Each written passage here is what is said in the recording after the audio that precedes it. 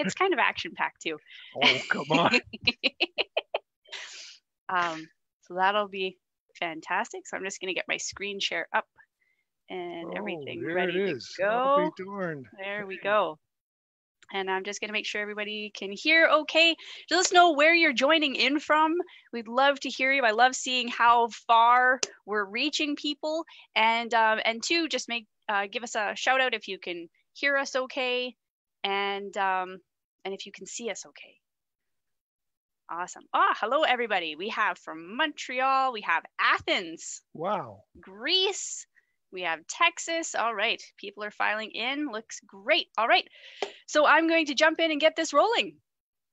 So today we have a very special guest again joining us. We're going to be talking about the blood pressure relief diet with Dr. James Scala. So discover a nutrition plan that helps cut the risk of heart disease and can reduce the need for medication. And my slides don't want to turn. There we go. So it's brought to you in part by Your Wellness Project. Your Wellness Project was created to educate people on topics from nutrition and supplements or supplementation all the way to going green. The better educated you are, the better decisions you can make for your health and take an active role in taking control of your health. And we do that through newsletters and weekly updates, a wellness resource center, and live events just like this one. So today we are talking cardiovascular disease, and cardiovascular disease has been the world's leading cause of death for the past 17 years or more.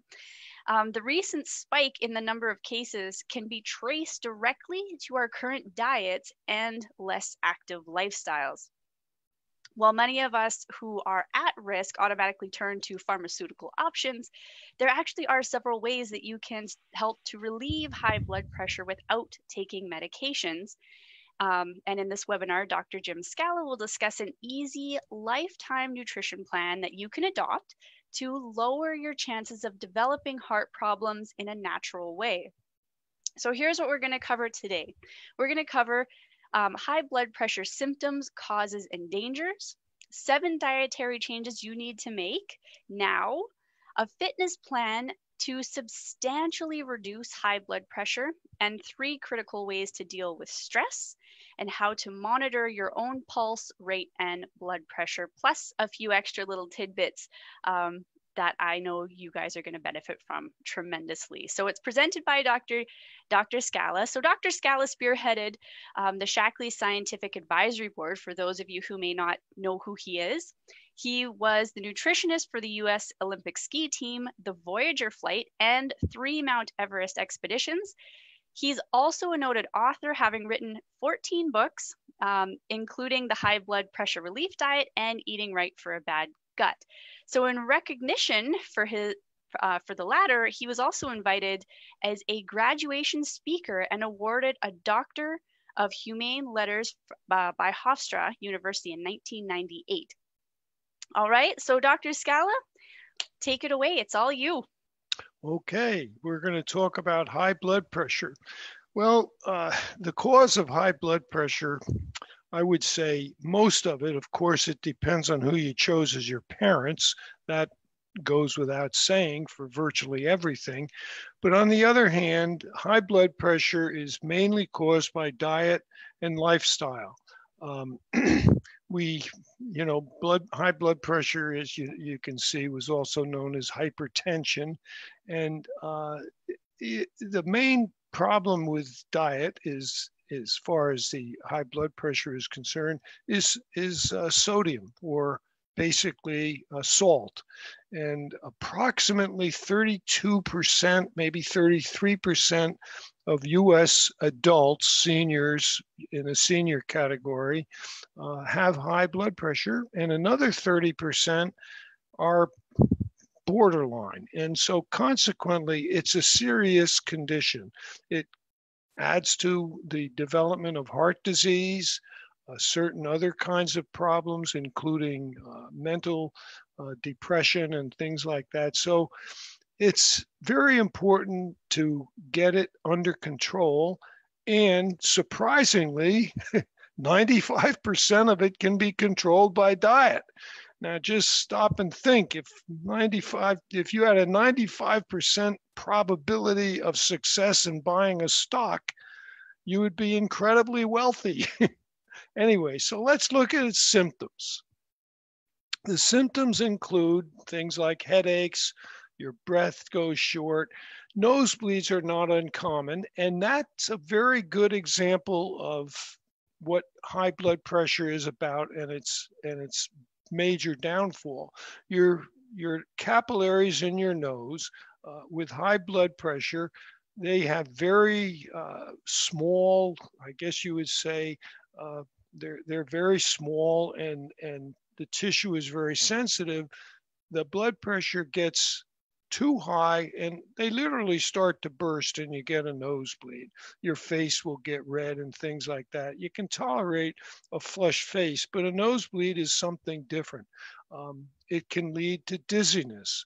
And of course, it's hard on your heart because your heart is sort of pumping against blood vessels that are not very flexible and things like that. So you can wind up with chest pains. And people often, when they go to the hospital with chest pains, they think they're having a heart attack.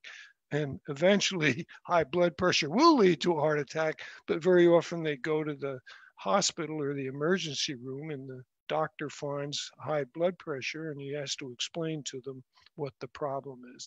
So it's a serious problem. And you want to say, well, what causes high blood pressure? Obviously, that's very important. And of course, who you choose as your parents always has a relationship to anything that happens to you or your illness. But it still doesn't matter. Even if heredity has played a big role in your high blood pressure, it can still be controlled by diet and lifestyle. It's very small number of people that actually absolutely need medication. You can mainly cure this by yourself. Anyway, well, lifestyle, we aren't going to talk about diet when I say lifestyle. Lifestyle includes mostly aerobic exercise and general physical activity. Now, aerobic exercise, we got to hear about people lifting weights. Aerobic exercise is not weightlifting. Aerobic exercise means you do something that gets your heart rate up and you do it continuously for a period of time. Let's put it this way. If you're young, that means you can get out and say jog for 20 to 30 minutes. And that's good. And you can do that. You should do that at least 3 times a week, preferably 5, but let's just say at least 3. A person who is older, for example, someone like me, can walk 3 times a week, but you have to do it for about an hour at the time. Okay, so let's say you need that physical activity and you've got to do it regularly because your heart depends on doing that. And the more you do that, the more flexible your blood vessels will become, the less likely they are to become sort of plaqued or loaded with plaque. And so consequently, they're more flexible and your blood pressure will come down. A person, we said like light weightlifting is not what we call aerobic exercise. On the other side, if you really want to build some decent muscles as you walk, and you should do it for an hour and a half, which is what the Mayo Clinic recommends. What you do, you buy yourself a 2-pound weight and go around raising your arms, 1, 2, 3, 4. You build your muscles in your shoulders, so it's great. You can't be overweight. You want to keep your weight down. For example, way back in the day when I was working with teaching at Georgetown Medical School, an internist asked me to come in and speak to one of his patients who didn't want to take medication for his high blood pressure because he wanted to do it with diet. And he said, I don't think this candidate is a good candidate. Well, I won't tell you who it was, but let's put it this way. It's in Washington, D.C. It was a senator you all know about. And the guy was overweight and he drank like a fish. And between those two things, he was not going to be able to do diet. He had to, I told him, I said, unless you really want to change your way of life, you're not a candidate. And because he was overweight and he wasn't going to lose weight. Anyway, excessive alcohol consumption. Well, alcohol, frankly, even if you're not overweight and you're in pretty good physical condition, too much alcohol will cause high blood pressure all by itself. Good example, we put roughly, when I wrote the book, we had approximately 75 people on the diet plan, and they were doing fine. There was one man, his weekly questionnaire showed that he was following the diet about as good as you could follow a diet, and yet his blood pressure wasn't coming down. So what I did was I called his home, asked to speak to him. When I knew he wouldn't be home, I got his wife on the phone, and I asked her, I said, does he do any drinking?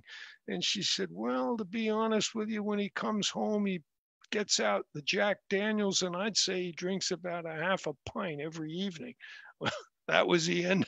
I knew he wasn't good. So, but when he did go off the drinking, his blood pressure came down just fine. So it does work. High blood pressure, well, what does it increase the risk of? It increases the risk of a heart attack. A heart attack, that's serious stuff. You gotta get to the doctor quickly, or somebody's got to come to you. Heart failure is a little different. That's where your heart is not getting the circulation going the way it is. A good example of a person whose heart is what we call failing. I'm not so sure that's the best way to describe it, but we'll stick with it. You notice their ankles will start swelling up. Their ankles swell, and if they wear sandals, sometimes the fat sort of comes through the sandal, the straps and everything. That's a symptom of heart failure. They need to see a doctor. They need to make sure their blood pressure is down. It's bad news. It can cause, of course, stroke. That's the problem. The blood is pushing too hard on the various arteries, and in your brain, it can cause a clot and cause a stroke. And there's just no kidding about that. Now, the problem with your kidneys is a little bit different because they're faced with the problem of getting the excess sodium out of your body. So they have to work extra hard. And at the same time, they're like the retina of your eye, so to speak, in the sense that there's a lot of small blood capillaries and blood vessels that are sort of acting as a filter, so to speak. And the high blood pressure can frankly cause kidney disease. It causes those vessels to burst. And boy, once your kidneys start to shut down, you got real trouble. That's serious stuff. Of course, the same holds true of your eyes. The retina of your eyes are like those fine blood vessels in your kidneys, except you lose your vision. You're not going to die from it. You just have to go around with a cane or something like that. And of course, I don't need to mention sexual dysfunction. That affects men more than women. So you men, pay attention. It's important. There's a lot of dietary changes we can talk about. First of all, sodium, as I said, is the major culprit. Let's set overweight aside for a moment. Just think if you've got high blood pressure and you're not overweight, you got to get your sodium down. Ideally, you would get it down to 1,000 or fewer milligrams per day. Now that means you've got to pay attention to the sodium everything you eat. When you buy food, for example, you probably can't eat canned soup anymore, things like that. Frozen foods, frozen vegetables, and so forth are okay, but you really have to pay attention to the sodium and you're getting in your diet. So you've got to read labels very, very carefully. You've got to pay attention to eating natural foods, and you've got to get that sodium down. That's the only way you can do it. In other words, salt. You got to understand something about salt.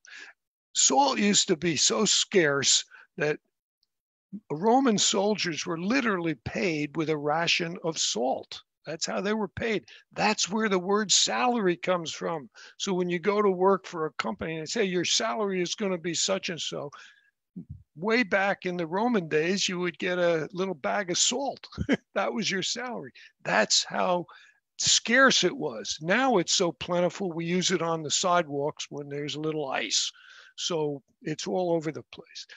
If we refer to food as having what I call the K factor.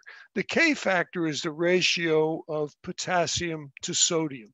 Your body needs potassium, it's essential. Your kidneys are passive to it, so the kidneys don't have to work to get rid of excess potassium. It just goes out without any trouble.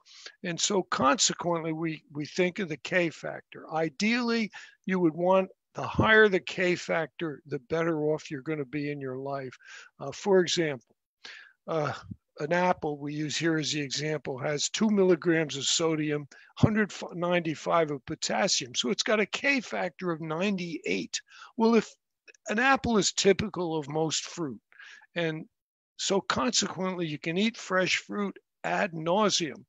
And you can, and you can eat watermelon. You can eat all the good tasting fruits and vegetables. Vegetables, second example, the avocado. I know that people like avocados and a lot of people avoid them because they have a fair amount of fat, and it's fat that's good for you. So I always tell people, eat avocados, cut out other junk. That's all. Don't eat them on a sandwich. The bread is loaded with sodium. You don't need it, but the avocado has 1,000 milligrams of potassium and only 21 of sodium, K factor of 52. Banana, the same kind of thing. This shows you it's a good illustration of natural food. Even roast beef has a good K factor. Most food does. Now you go to something like a hot dog, which is of course advertised. This is made with beef. Well, trust me, it's loaded with sodium. Next time you're in the supermarket, if it's labeled correctly, it'll tell you how much sodium is in a hot dog. You want to, of course, reduce your saturated fat. And so once in a while, lean meat is good. Ideally, you would want calories not from fat. For example, the ideal diet would have no more than 25% of calories from fat. I know we say on the slide here 30% of calories from fat. I'm a 25% percenter on that. Meat eaters should lean towards eating. You want to eat the poultry without the skin and eat the fish. You want to bake your broil your foods. You want to avoid fried food because you normally fry them in oils or different types of things like that. A lot of people use butter. That's bad news. Ideally, if you're going to fry them, you'd use olive oil. Not that I'm speaking for Italians, but olive oil is the ideal oil. And let's see, you got to eliminate processed meat. As I said, most processed meats are loaded with salt.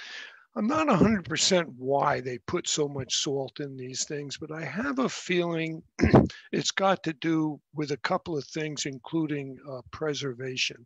And that has something to do with it. And then the other thing is, as I said, people just seem to like that taste and they get used to it. And, cold cuts and things like that. So no reason why you can't roast a beef and then slice it and use that if you want to have a sandwich. And ideally, you would get low sodium bread. Unfortunately, bread is relatively high in sodium, and so maybe you should learn how to eat without eating the sandwiches like that. Cheese is generally high in, of course, you know it's high in fat, but it's generally high in salt. There are some low sodium options, and there's a cheese, again, mozzarella, that's okay, and a few things like that, but you're gonna have to really get used to reading the labels more carefully. And that's the way that goes. Well, I said to the vegetables, you really can't do canned vegetables anymore. Frozen is okay. Frozen is generally fine. I mean, fresh frozen spinach, for example, and things like that. Now, potatoes are okay. Just it depends on how you cook and how you eat them. For example, sweet potatoes are fine and they taste great, and their K factor is absolutely superb. And at the same time, when you're doing that, you're increasing your fiber. Now, fiber is essential for regularity, and regularity is an absolutely important thing for people trying to control high blood pressure. And in my opinion, and I don't deny I practice this too, I use fiber supplement daily. It's okay. I know you hear some doctors say, oh, don't use supplements. Supplemental fiber is a good thing. I once wrote an article that was published in more languages than I knew existed called Fiber, the Forgotten Nutrient. It's an absolutely essential nutrient. The more, and you can't really get too much. And ideally, you're getting enough fiber that you have a good bowel movement every 24 to 36 hours. And if you don't, and if you're a woman, your breast cancer risk goes up by a significant amount. So it's worth it to get the fiber, and it'll also help to keep your blood pressure down. You want to increase your consumption of fresh fish, especially cold water fish, trout, salmon, things like that. And when I say fish, as I say, we're talking about things that swim, not shellfish like oysters and things like that, although once in a while they're okay. The other thing about fish and the omega-3 oils, the omega-3 oils are very, very important, both for your heart function and just about anything that goes on in your health. I'm a great believer in the omega-3 oils. And so, for example, again, I'm gonna use myself as an example. I use an omega-3 oil supplement every day, and I believe in it. Recent studies have shown, for example, not only does it help with your maintain good blood vessel health and everything, so it helps with high blood pressure, but you find that young children that get adequate amounts of the omega-3 oils have a better cognitive ability. That means that somehow, because certain of those omega-3 oils are only found in the brain, or mainly in the brain, I'll put it that way, and they're important. You know, God didn't put it in the brain for fun, said, I got to get rid of this crap, so I'll put it up in the brain. It's there for a reason. And water. Tell you a little story about water. If you wait till you're thirsty, you're in deep trouble. I did the Voyager flight. That's those two people that flew around the world. Well, we did a practice flight of 5 days. It took them 14 days to do the flight, but we did a practice rate of 4 days. And the one pilot, Gina Yeager, absolutely beautiful woman, excellent pilot. But by golly, I had trouble getting her to follow my directions.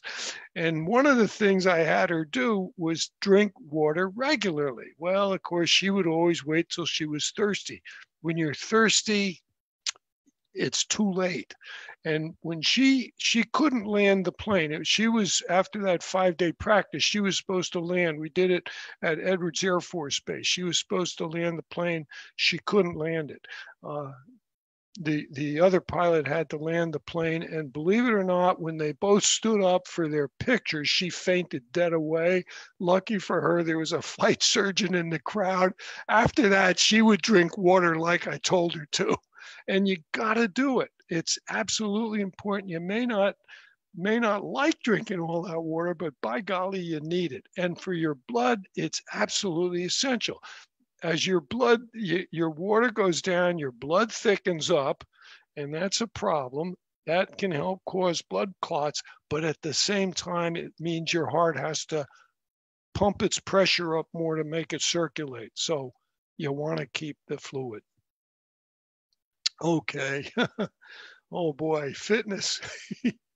That's what, jumping to conclusions won't do it. You gotta, as I always hark back to the Mayo Clinic, because you can't, if you think the Mayo Clinic is wrong, you got real problems. But the point is, they want you to do 150 minutes or more per week of moderate exercise. So let's say you're a senior person, you're no longer out there jogging and things like that. If you can walk about 2.5 miles a day, at least 3 times a week, they say 150 minutes in just under 60 minutes, in other words, under an hour, you're going to meet their advice easily. It's, as I said, 150 minutes a week, you'll do fine.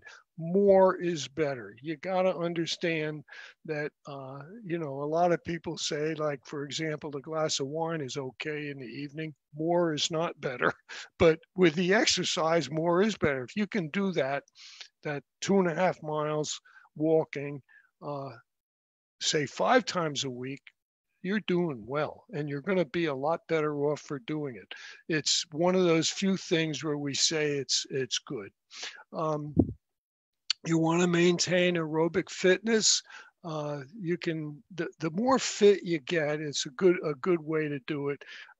You measure your heart rate. You measure it around the wrist. Although nowadays I notice people have cell phones that seem to do it, or wristwatches that do it. I'm still using the old-fashioned kind of wristwatch. But anyway, what you want to do is as the more fit you become, you'll notice that your pulse rate, your resting pulse, declines. For example, I keep in good shape. I did work, as I say, with the U.S. Olympic teams and the Voyager, and you have to keep up with those people and keep them in shape. My resting heart rate is generally around 45 beats a minute. So my heart doesn't have to work as much as other hearts, and it pumps out more blood each time. So the more fit you become, the lower your resting heart rate will become, and the less your heart has to work. And your blood vessels will be a little bit more flexible, and when they're flexible, it's easier for the blood to get circulated. A side benefit, I'm probably not going fast enough. A side benefit has to do with fitness. I mean, the kidneys don't get into the dilemma by having trouble dealing with insulin, because what happens is your blood sugar will normally be lower than most people. For example, you want to keep your resting blood sugar down. I always argue it should be down about 100 milligrams percent. A lot of the doctors will accept it as higher. That's okay with me. The point is, you want to keep it down because your body won't produce excess insulin. That gets us back to being overweight, because again, when you're overweight, you have more fat tissue. More fat requires the body to put out more insulin, and that makes it more difficult to use the blood sugar. That helps develop high blood pressure. So it all doesn't work. You know what I mean? You want to keep all these things under control. It comes back again to what we've been preaching: low sodium diet, good exercise to get good fitness, and doing all those other things. as we talked about walking at a reasonable pace. For example, in our local town, I run a walking program for seniors, and we walk it's actually a 2.3 course. And we usually do that in 60 minutes. We do it 3 times a week. So that's 180 minutes. That's more than the Mayo Clinic represents or recommends. And generally speaking, some of us will do it 4 and 5 times a week. It doesn't hurt to do it better. And the more you do it, the better shape you get in and the better you feel. And the less likely you are to have to deal with high blood pressure.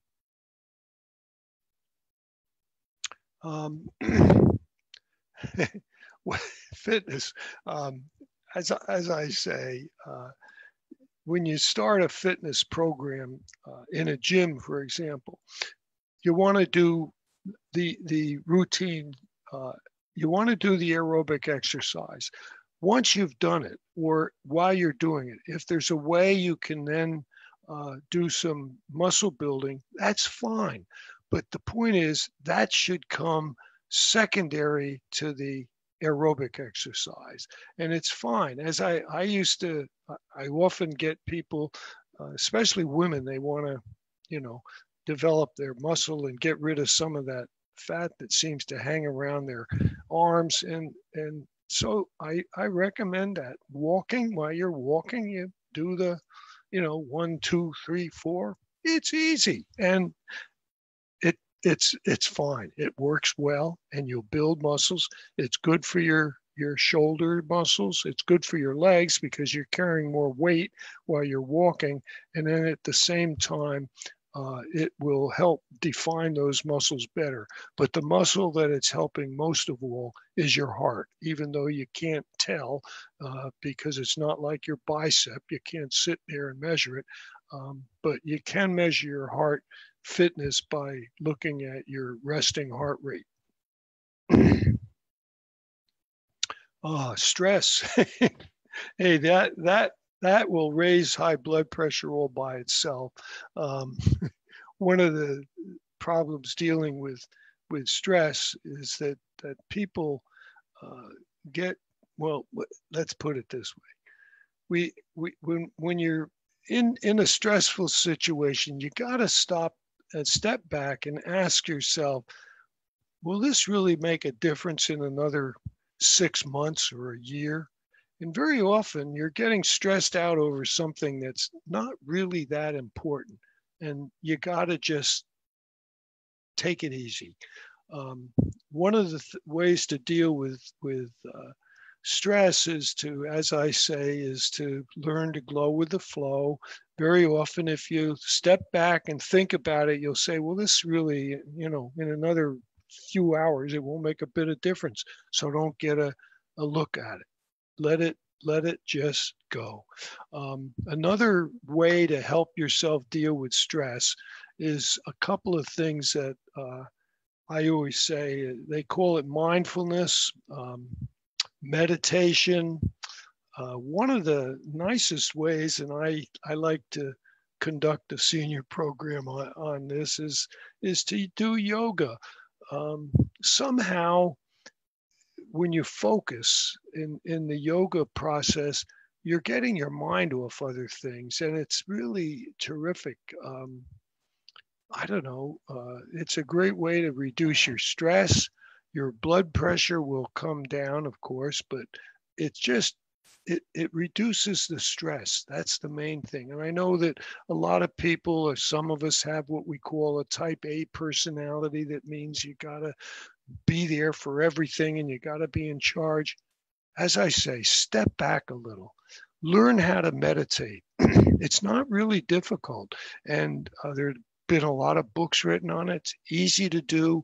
You can take lessons in it if you want to, and it doesn't hurt to take a yoga program or follow a yoga program. It'll help to get that stress out. You'll be able to just, as I say, you'll be able to sort of step back and say, hey, this isn't really all that important.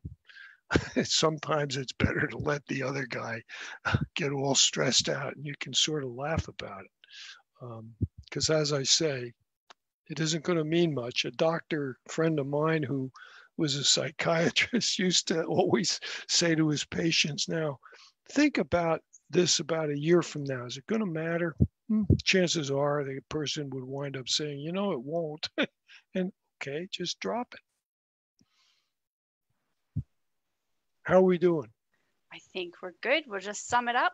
Do you want me to do the sum up, or do you whatever you want to do. I'll let you do the sum up, and then there's a couple questions I think we're going to take some time to answer, and then we'll wrap it up. No problem. So okay. I'll let you sum this part up. Okay. You got to know your personality type. I mean, if you're a type A, you're going to have to learn how to control that.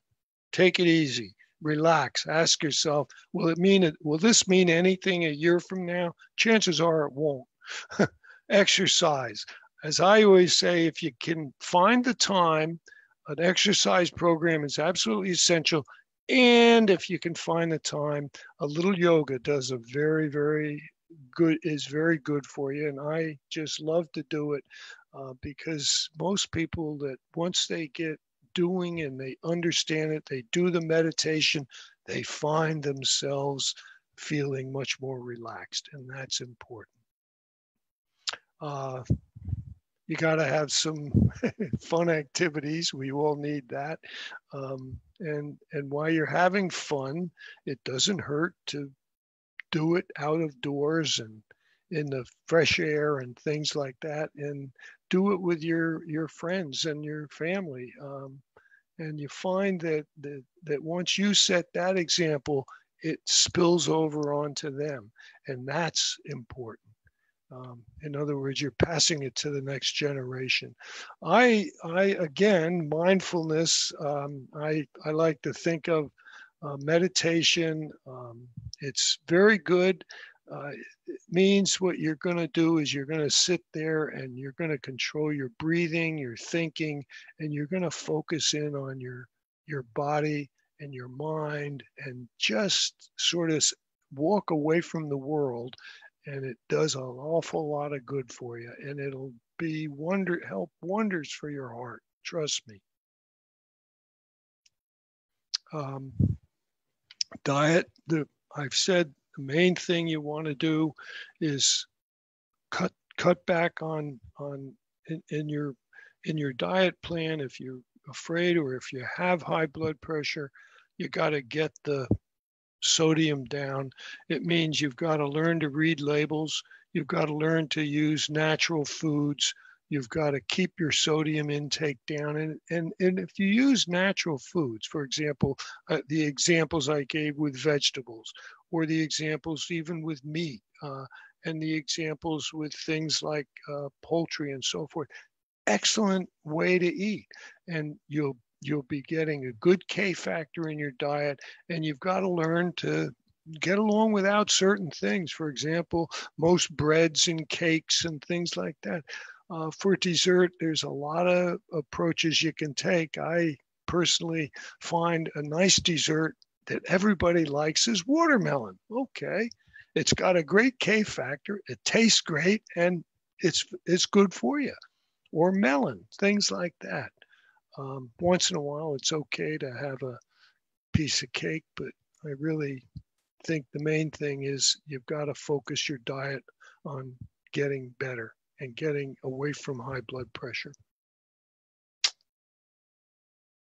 Well, that is fantastic. Thank you so much for sharing, Dr. Scala. This has been invaluable information. And I'm just going to close off the end part. I have two questions that I think we're going to take time to. I know we went a little bit over, but I think these are going to be very valuable.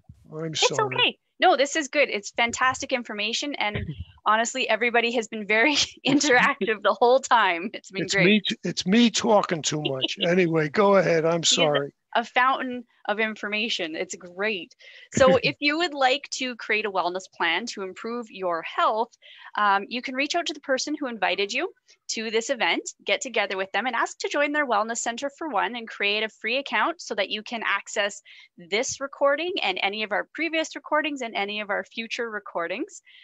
You will get all the replays, you'll get all of the Vitality for Life newsletter archives, plus so much more. So again, thank you all so much for joining. We look forward to seeing you on the next event. And before we jump off, I just want to take a time, because I've been watching the Q&A. Oh. And I just wanted, there are two questions in here that I really wanted to cover. Sure. One was, for people, because most omega-3s are fish-based, what is a good alternative for people who might be vegan or vegetarian? Oh, again, there are a lot of vegetables that have the omega-3 oil, alpha linolenic acid, and your body can convert them. So you want to just increase the amount. A thing like, for example, avocados are fine. There are other oily vegetables that would have them. Most all vegetables, you've got to understand, they're made, they're in the chloroplast part of the plant. So the more green vegetables you eat and the more foods like that, the better off you're going to be. So if you're a vegan or you eat strictly a vegetarian diet, and I must admit I do that too, a good way is the more vegetables, the better. And things like corn are good, and some of those kinds of foods. Okay, that's fantastic. And then this has been one that's come up a couple times, is, are there good sources of sodium? Like, for example, is there a difference between, I didn't think so. I had a feeling this was the answer. I'm sorry. I'm sorry. Many people have been moving towards the pink salt because it's quote unquote healthier, but I'm pretty sure that sodium is sodium. Hey, look. Sodium, your body doesn't know the difference between sodium from any source. If you either have high blood pressure, or let me put it this way, if you're young and your parents or someone in your family has high blood pressure, there's a good chance you've got the tendency for it.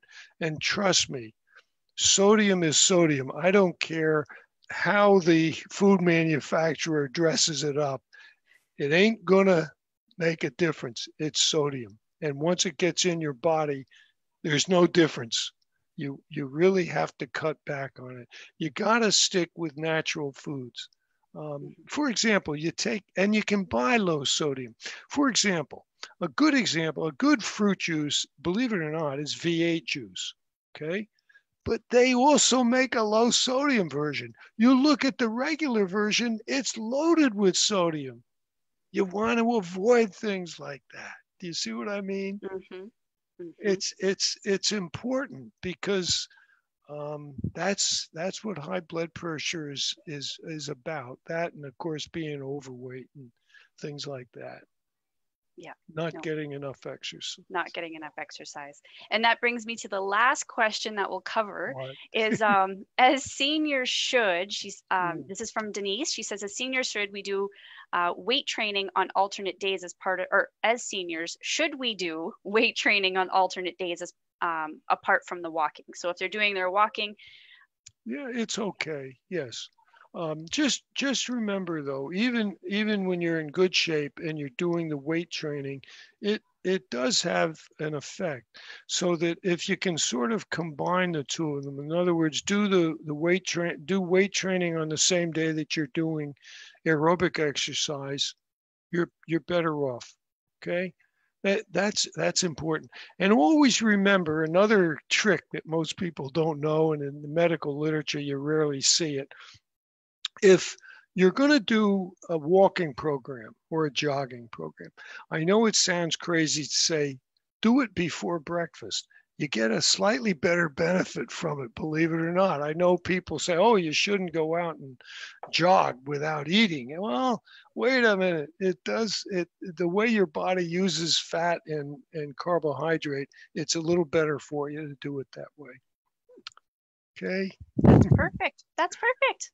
Well, thank you. I want to thank you so much, Dr. Scala, for spending some time with us and sharing this information. I think there's going to be a lot of people who are going to benefit from this, and I just appreciate so much. Thank you. Well, thank you. I mean, you're very kind. I probably talk too much. No, it's perfect. It's perfect. And also thank you to all of you who joined us, whether you're live in the Facebook or here in the Zoom room. And if there's questions that come up, you're welcome to type them out, or you can get in touch with the person who invited you, like I said, and they'd be happy to find the information for you. So until next time, everybody, take care. We'll see you later. Thank you for coming.